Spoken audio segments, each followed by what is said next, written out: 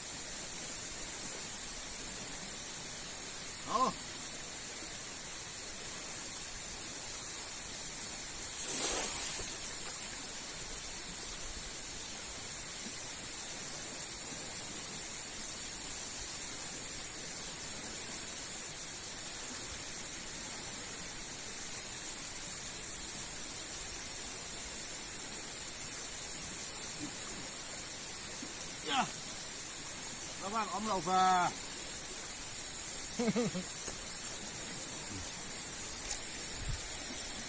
thế lại hiện đi hàng đen lại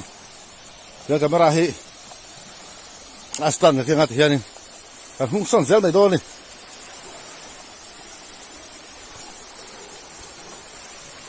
thế là hàng đen lại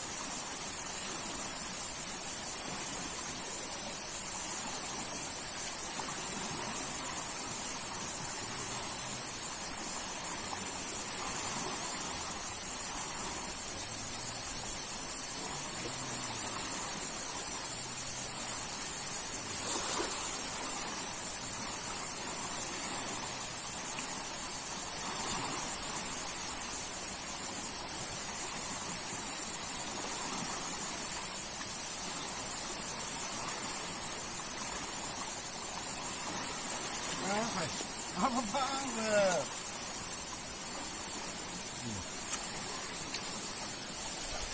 ังโซ่อ๋อลองมาดิโซ่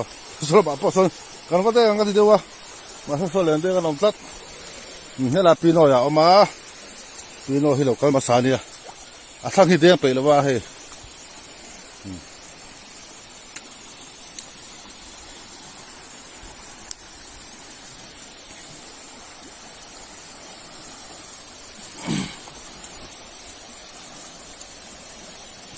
นี่เราอาศัยมันซาฮัลโหลได้ให้เราตัดจอกนี่จอกนี่เดียวแล้วก็สหาเขา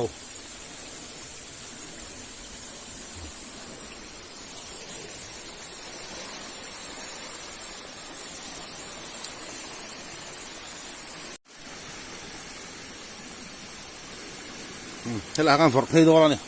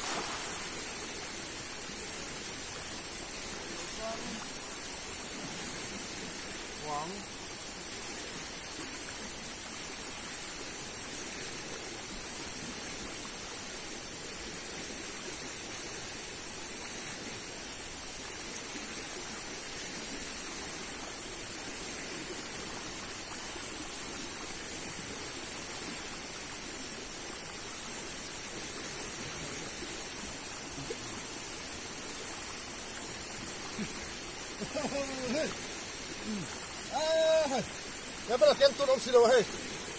ป่านนี้ก็สุกมาได้ให้ตัวละคันเฮ้ยเดี๋ยวป่านนี้ก็คูนี่ตัวละคันแคมรามันสุดยอดตัวเขาอมสิโลฟ้าเฮ้ยเดี๋ยวป่านนี้ก็คูนี่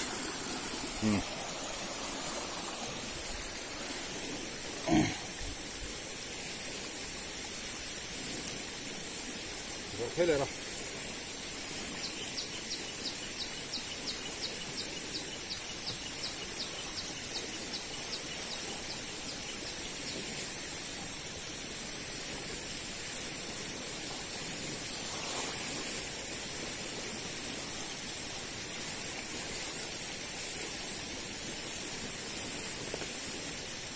พวกมังสาแล้วเหรอ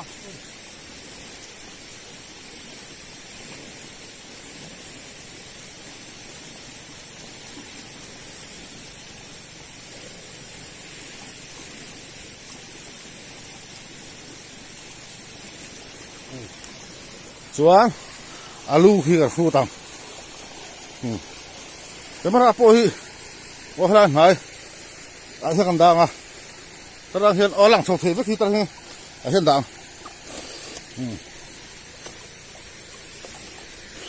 โน่นเทียนหลังสองเทปกันเทียนเทียนที่ตาลูเส้นเทียนแต่เด้งโซโดแล้วนี่เราเอ็นรู้อ๋อเมื่อสลับปฏิกันขัวที่ข้าเราเอ็นรู้อ๋อก็บ้านเปิดโตนั่นรวมมิตรเซ็งซึ่งไม่โฟนชัวโฟนห่วงติดกับบ้านเราเว้ย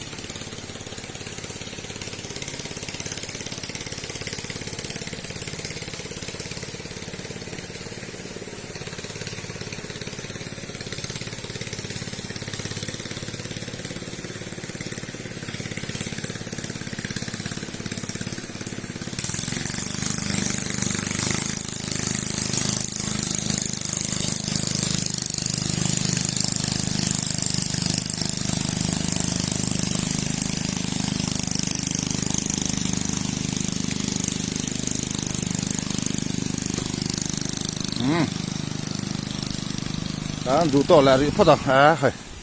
ป่านนี้ชุกมันเลยพอยขัดกายอ่ะ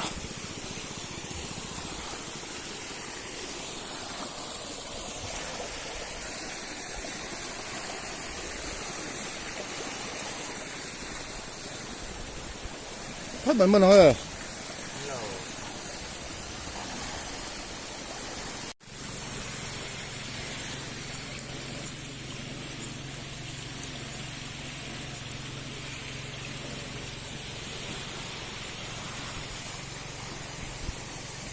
ที่ฮาริน